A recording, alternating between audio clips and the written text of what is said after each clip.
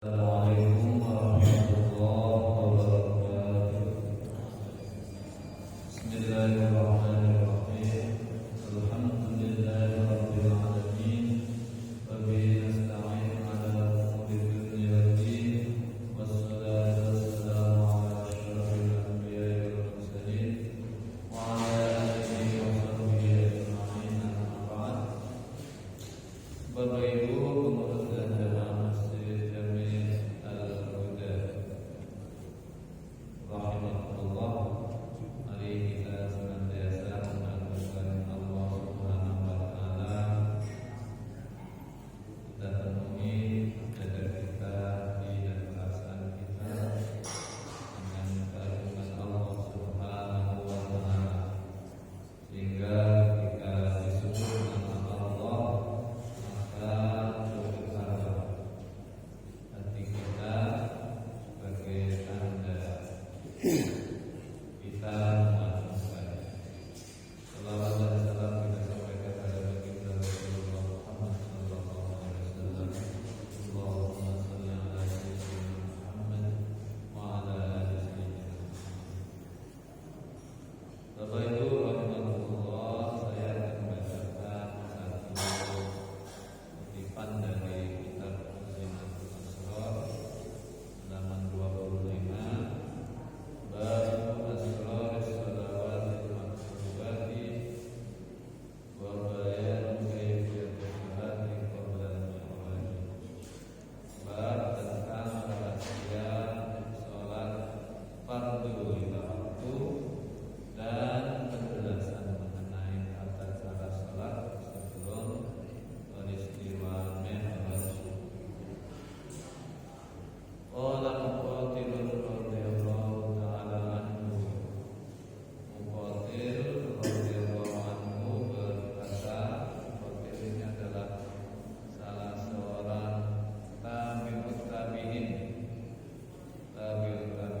yang hidup sejaman dengan Imam Abu Hanifah, ya, lahir tahun 80 Hijriah dan meninggal di tahun 150 Hijriah. Dia berasal dari Khorasan. Khorasan itu sekarang masuk di negara Iran. Memang Khorasan itu banyak sekali menghasilkan ulama-ulama terkemuka. Ya, Iran yang dulu bernama Persia itu memang banyak menghasilkan tokoh-tokoh terkemuka di berbagai bidang, ya. Bidang nahwu, fikih, sampai tasawuf dan filsafat. Bapak Ibu rahimahullah, Muqatil radhiyallahu anhu berkata, kana Nabi sallallahu alaihi wasallam yusalli bi Makkah rak'ataini bil ghadati wa rak'ataini bil asyi. Rasulullah sallallahu alaihi wasallam melakukan sholat 2 rakaat waktu masih di Mekah,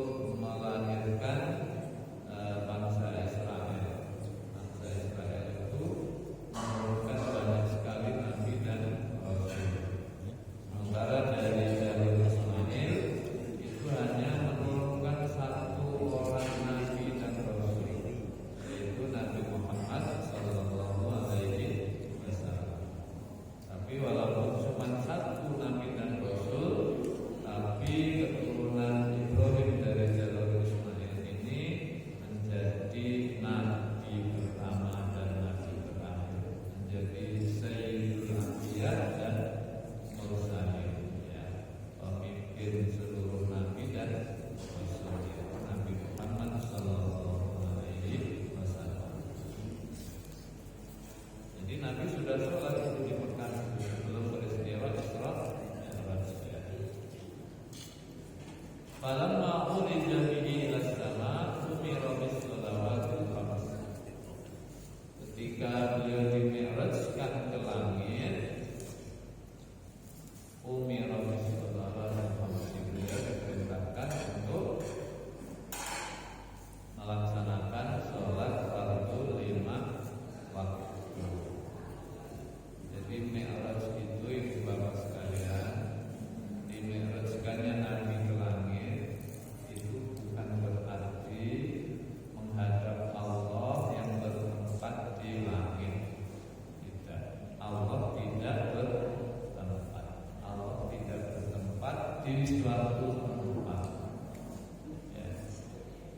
Dalam akidah Ahlussunnah wal Jamaah, Allah itu tidak menempati ruang tertentu, tidak juga menempati waktu tertentu, karena Allah tidak terjangkau oleh tempat dan oleh waktu. Jadi Allah juga tidak duduk di atas kursi, ya, seperti dipahami oleh sebagian umat Islam. Tidak duduk di kursi, tidak juga duduk di aras, tidak juga duduk di aras.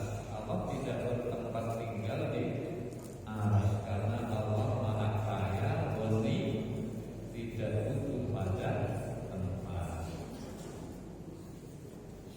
Sama halnya kalau kita berdoa, kenapa kanan kita tengadahkan ke atas, bukan berarti Allah di atas, ya, karena Allah tidak mengenal arah, tidak berada di arah tertentu. Ya.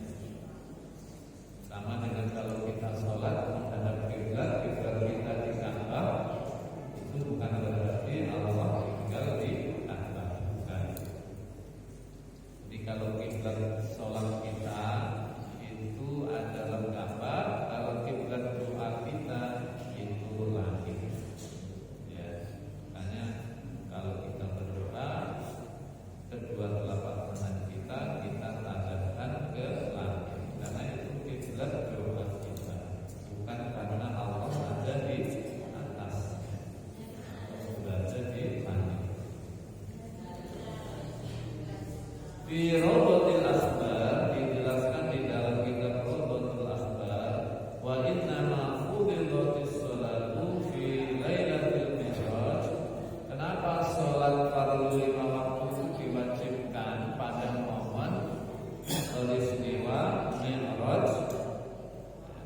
Kok tidak di waktu yang lain? Kenapa enggak diperintahkan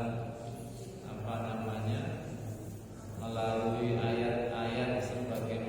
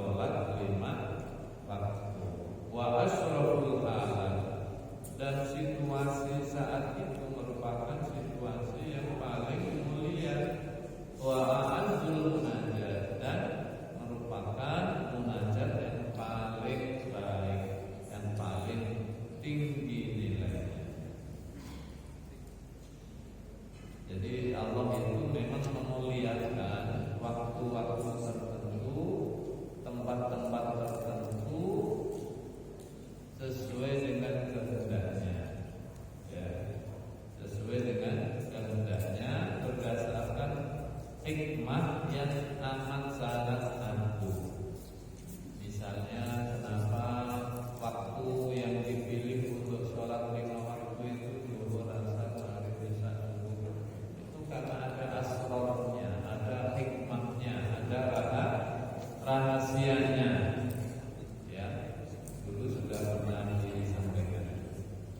Ada rahasia-rahasia kenapa zuhur, asar, maghrib, isya, dan subuh itu yang dipilih oleh Allah Subhanahu wa taala untuk kita melaksanakan sholat fardu 5 waktu. Demikian juga tempat-tempat Allah ada yang lebihkan sebagian dari tempat yang lain. Misalnya Makkah, itu tempat yang memiliki kelebihan dibanding tempat lain. Madinah juga begitu. Hanya sholat di Mekah di Masjidil Haram, maksudnya ya, sholat di Masjidil Haram itu keutamaannya melebihi sholat di tempat lain sampai mencapai 10.000, atau ada yang mengatakan 100.000 kali kita sholat di tempat kita masing-masing. Di Madinah juga seperti itu. Di Masjidil Aqsa juga begitu.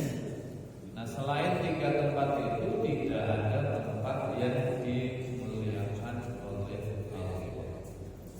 Nggak ada. Sholat di Masjid Al-Huda sama aja, keutamaannya sama dengan sholat di Masjid Raya Baitul Izzah, Masjid Raya, Masjid Agung Demak, sama aja, nggak ada kelebihan. Ya.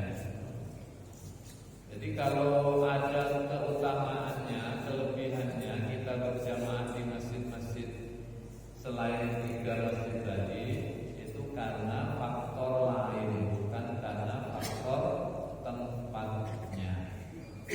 Ya. Kalau Makkah, Masjidil Haram, Masjid Nabawi, Masjid Al-Aqsa itu semata-mata karena tempatnya. Karena tempat itu diberkahi oleh Allah, sehingga kalau kita sholat di sana itu pahalanya dilipat gandakan. Tapi kalau di masjid-masjid lain seluruh dunia itu sama aja. Ada masjid di Turki itu apa namanya? Hagia Sophia itu ya. Itu ya sama aja. Kita sholat di sana di Hagia Sophia itu dengan di Masjid Jami Al-Huda itu pahalanya sama aja. Tidak ada keutamaan tempat. Ya. Nah, yang membedakan, yang lebih utama sholat jamaah itu karena keadaannya. Sholat jamaah di masjid yang jamaahnya lebih ramai itu lebih baik dibanding dengan sholat di masjid yang jamaahnya sepi, 3 orang cuma yang berjamaah, ya, 1 imam 2 makmum. Kalau masjid itu penuh, jamaahnya banyak, itu lebih utama. Sholat berjamaah di masjid yang bacaan imamnya fasih, ya, membuat jamaahnya jadi khusyuk, itu lebih baik dibanding dengan jamaah yang diimami oleh masjid yang bacaannya itu sudah apa?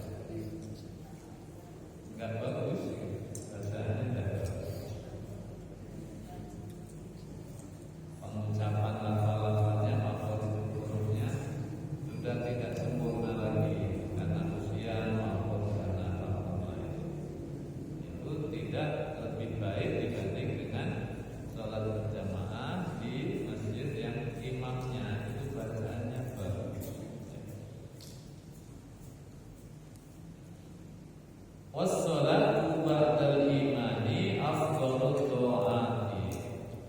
Setelah beriman kepada Allah, sholat itu merupakan merupakan ibadah yang paling utama, paling baik.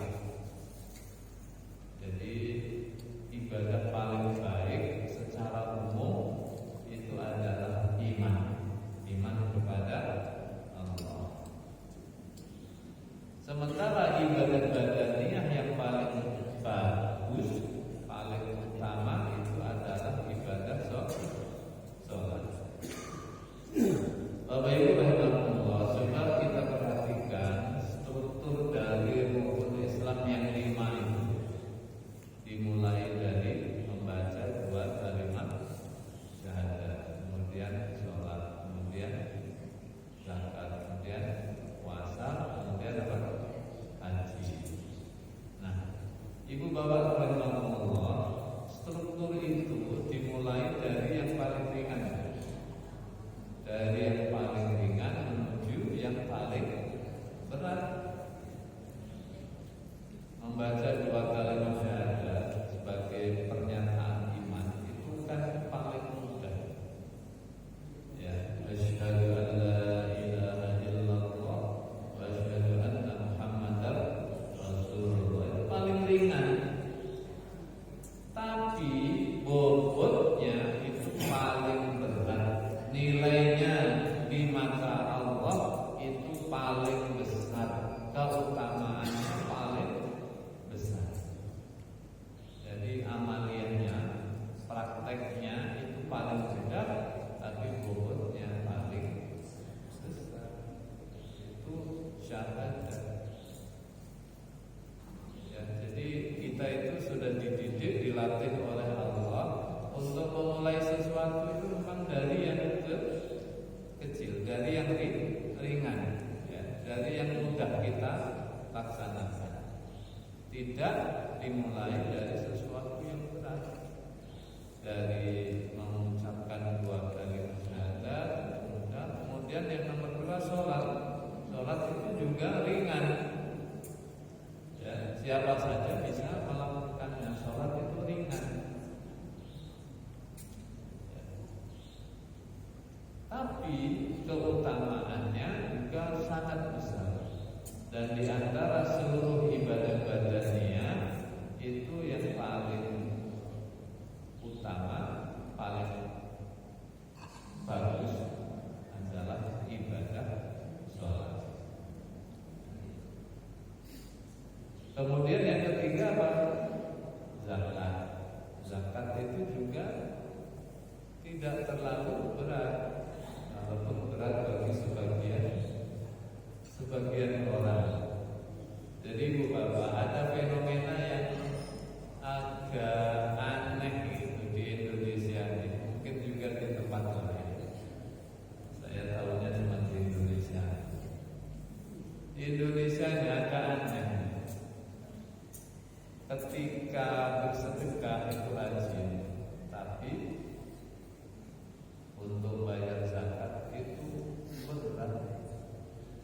Yang punya simpanan emas batangan itu setiap tahun kalau sudah mencapai nisab ya harus dikeluarkan zakatnya. Ini banyak umat Islam nih yang nabung dalam bentuk emas. Anak-anak muda itu nggak mau lagi investasi beli tanah, nggak mau karena susah. Melikuidkan lagi itu susah. Mau jual butuh lama, pasang merek berapa bulan, berapa tahun dan juga beli. Makanya beralih ke emas batangan yang mudah dicairkan kembali. Sedekahnya rajin, tiap ke masjid masukkan sedekah ke kotak amal di masjid. Tapi zakatnya malah tidak dibantu. Atau rajin sedekah, tapi punya hutang nggak dibayar.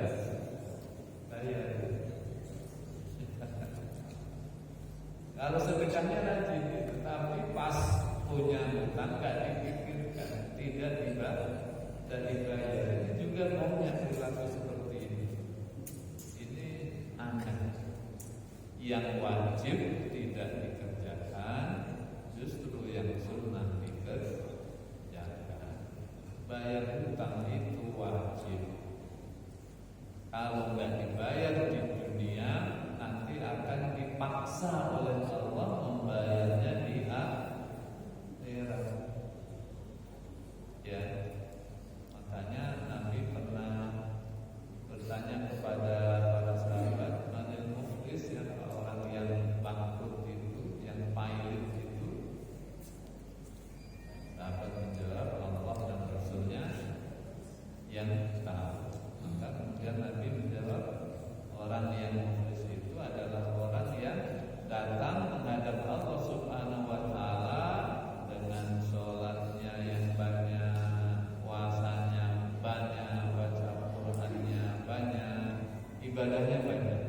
Tapi ibadah-ibadah itu akhirnya habis untuk membayar hutang kepada orang-orang yang dulu dizalimi. Pernah menzalimi seseorang, pernah hutang tidak bayar, segala macam itu, akhirnya nanti pahala ibadahnya itu diambil oleh Allah, diberikan kepada orang yang dia zalimi, yang dulu dipinjemin uang tapi kita nggak mau bayar, itu akan diambil paksa oleh Allah. Saking banyaknya sampai kemudian pahala amal ibadahnya itu habis.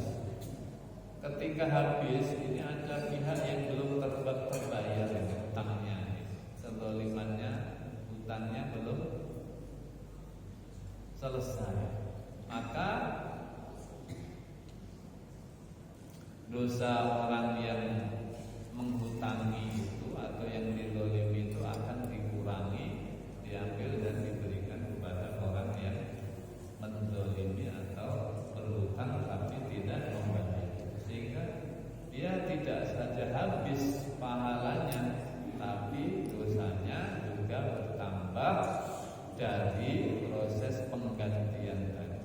Hutangnya itu akhirnya dibayar dengan dosa orang yang menghutangi tadi. Mana-mana dosamu sini diambil oleh Allah, dikasihkan pada orang yang berhutang tapi tidak mau membayar. Makanya ibu bapak, sedekah itu ya bagus, tapi kalau punya hutang diprioritaskan melunasi hutangnya terlebih dahulu. Kemudian apa, puasa ini lebih berat, puasa dibanding zakat, sholat, zakat, ya. Puasa berat. Yang terakhir haji itu paling berat, ya. 40 harian sekarang, ya. 40 hari bisa dengan keluarga, ya. Kalau hajinya sendiri bisa dengan istri atau bisa dengan suami, 40 hari di negara orang, susah, berat itu, ya, berat sekali. Ibu bapak rahmatullah, jadi rukun Islam yang 5 itu dimulai dari yang paling ringan, tapi bobot pahalanya paling besar, ya. Jadi dilatih jiwa kita untuk patuh taat kepada Allah secara bertahap. Jadi kadang logika pemberian pahala itu tidak sama dengan logika matematis kita. Yang kerjanya lebih berat, mestinya pahalanya lebih banyak. Tapi ternyata Allah tidak selalu menetapkan aturan seperti itu.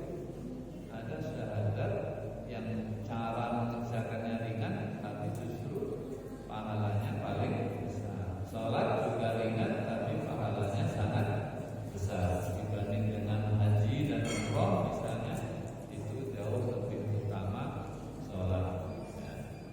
Tapi secara praktiknya lebih mudah. Wa fit ta'abbudi ahsanul hayat, dan sholat itu merupakan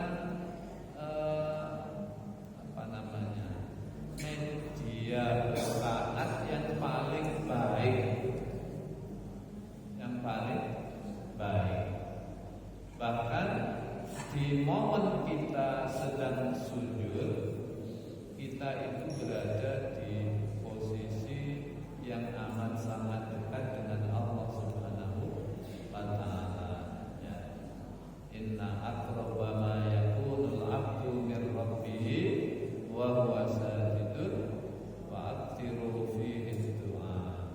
Sesungguhnya seseorang itu berada dalam jarak yang terdekat dari Allah itu ketika ia sedang bersujud.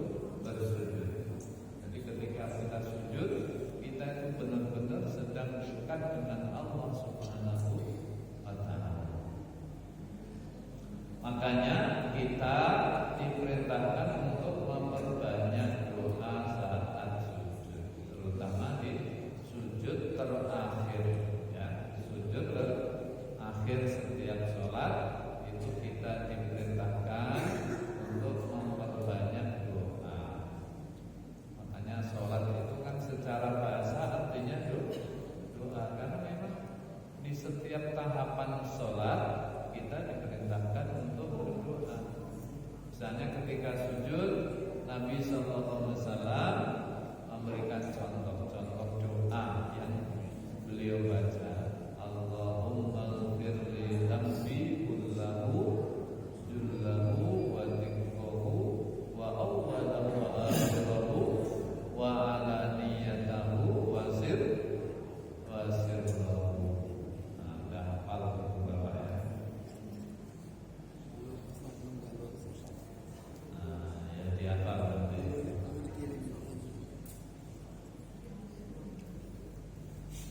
Ya Allah, ampunilah seluruh dosaku, dosa yang besar maupun yang kecil, yang terdahulu maupun yang akan datang, yang terang-terangan maupun yang tersembunyi. Kita ini banyak mengerjakan dosa-dosa yang tersembunyi. Banyak kali. Boleh nggak doa untuk kepentingan dunia? Boleh. Mau kepentingan dunia, mau kepentingan akhirat, boleh. Tapi kalau tidak dalam bahasa Arab, doa itu cukup dipanjatkan dalam hati. Punya hajat apa tentang urusan dunia, boleh dipanjatkan kepada Allah saat kita sujud terakhir ya. Boleh, tapi jangan dilafalkan kalau bahasa Indonesia. Kalau bahasa Arab boleh dilafalkan. Yang mau punya acara apa, boleh minta doa kepada Allah dikabulkan. Punya hajat apa, minta kepada Allah dikabulkan. Itu boleh, tapi di dalam hati saja kalau tidak bisa berbahasa Arabnya. Jadi saat kita sujud itu kita berada di jarak paling dekat dengan Allah Subhanahu wa Ta'ala. Makanya ada kriterianya, ada syaratnya sujud itu. Di samping dengan 7 anggota tubuh kita, ya, 7 anggota kita harus kita letakkan di tanah, di bumi ini. Maka posisi kepala kita itu harus lebih rendah dibanding dengan, mohon maaf, pantat kita. Ya, makanya tidak boleh sujud itu datar antara pantatnya dengan kepalanya, tidak boleh datar. Pantatnya harus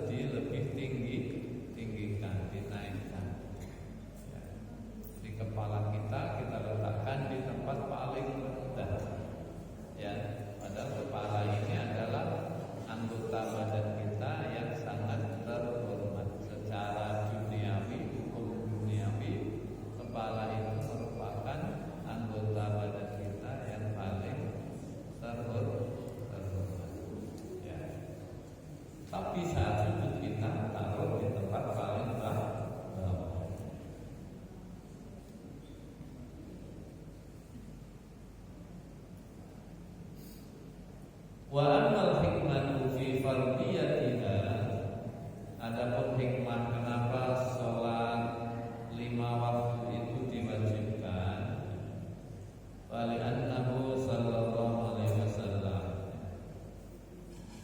Jadi kenapa sholat 5 waktu itu diwajibkan dan kenapa struktur gerakan dan bacaannya itu diatur sedemikian rupa seperti yang sudah biasa kita lakukan. Kan ada strukturnya sholat itu, nggak boleh dirubah-rubah. Salam dulu nggak boleh gitu, ya. Harus dimulai dari takbiratul ihram. Nggak boleh mengawali sholat dengan salam.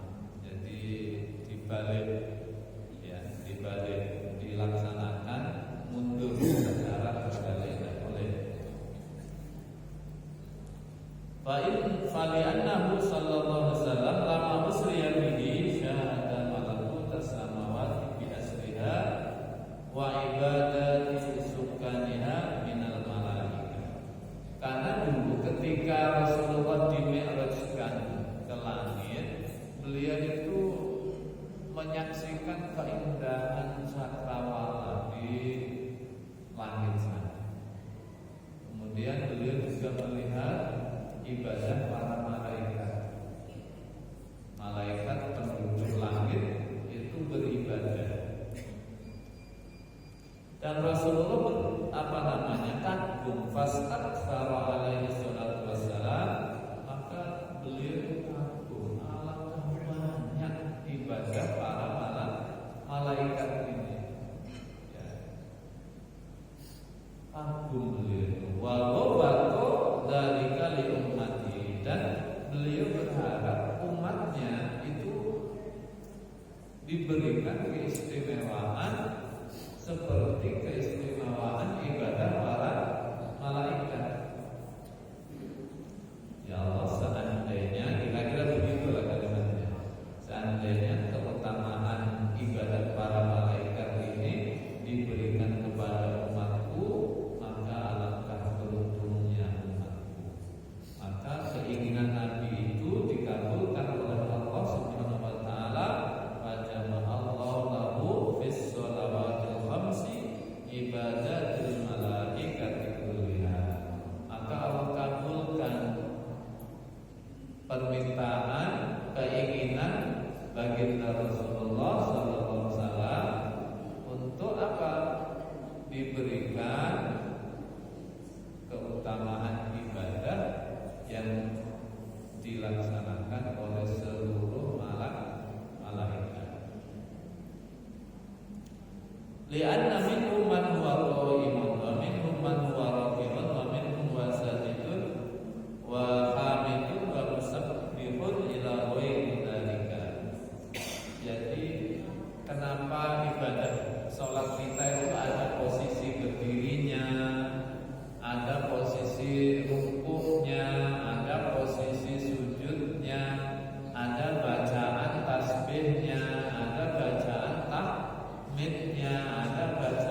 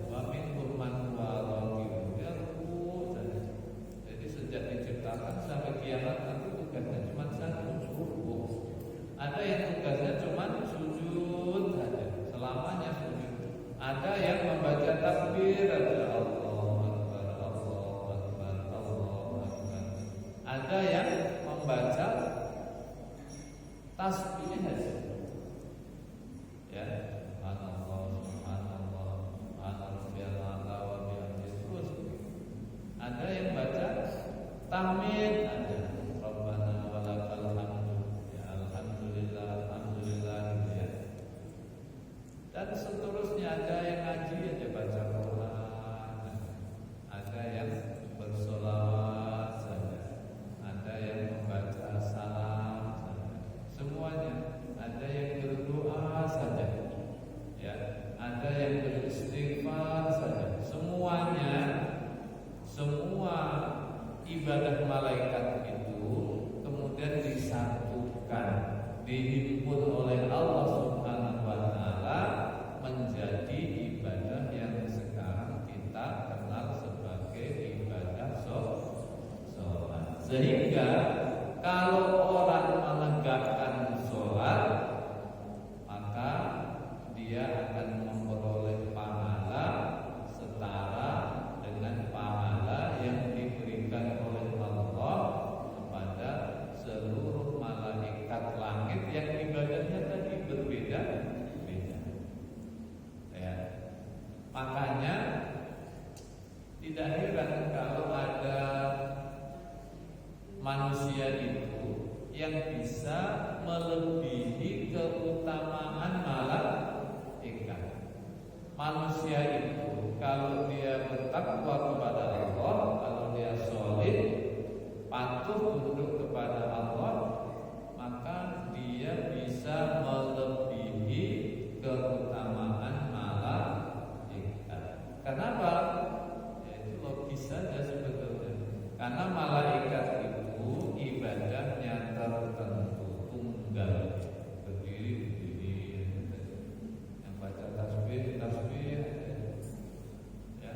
Kalau kita kan macam-macam, ada wudu, ada sholat, ya kan, ada puasa, ada zakat, haji, umroh, nikah, sampai nikah pun itu menjadi ibadah, jual beli itu juga jadi ibadah. Jangan dibilang tidak, ya, utang piutang itu juga bisa jadi ibadah, tapi juga bisa jadi dosa kalau nggak dibayar. Sekarang ini kalau mengutangkan langsung itu justru tidak dianjurkan, karena kalau utang langsung itu sering menjadi sebab keributan, keretakan. Saudara dengan saudara bisa jadi retak gara-gara utang piutang. Dipikirnya ini saudara dari kecil dulu saya tolong, saya rawat, saya asuh. Ketika besar, ya masuk nak dibayar untuk utang cuma 100 juta. Ya. Tinggal kalimatnya itu Bapak. Kalau minta, jangan hutang. Tapi apa? Tidak dibayar. Kalau kalimatnya, akadnya utang, ya harus dibayar. Jangan ini kalimatnya hutang, tapi dia alihkan menjadi minta. Tidak boleh. Kalau utang ya harus dibayar. Kecuali kalau minta dikasih, ya sudah, tidak usah dibayar. Nah, ini makanya penting Ibu Bapak sekalian, mari kita sama-sama melaksanakan sholat waktu 5 waktu ini dengan sebaik-baiknya, ya, dengan selurus-lurusnya. Kan diatur semua posisi berdiri kita itu karena merupakan replika berdiri kita saat sholat. Itu ya replika dari posisi berdiri para malaikat yang diciptakan Allah memang untuk berdiri saja. Berdirinya harus tegak, tidak membungkuk, tidak condong ke depan maupun ke belakang. Mukanya ditundukkan, tidak lihat ke depan, ke atas, tapi lihat ke tempat. Itulah posisi berdiri ibadahnya para malaikat. Kita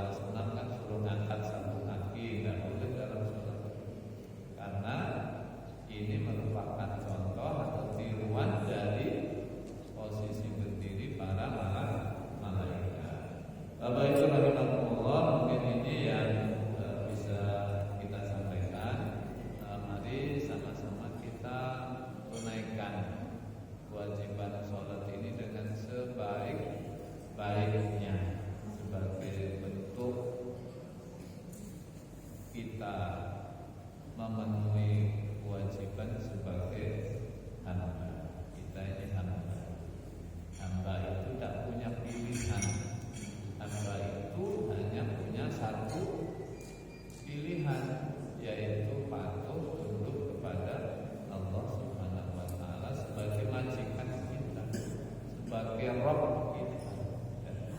Tidak ditawar, tidak boleh kita tawar-tawar. Saya kira itu semoga bermanfaat.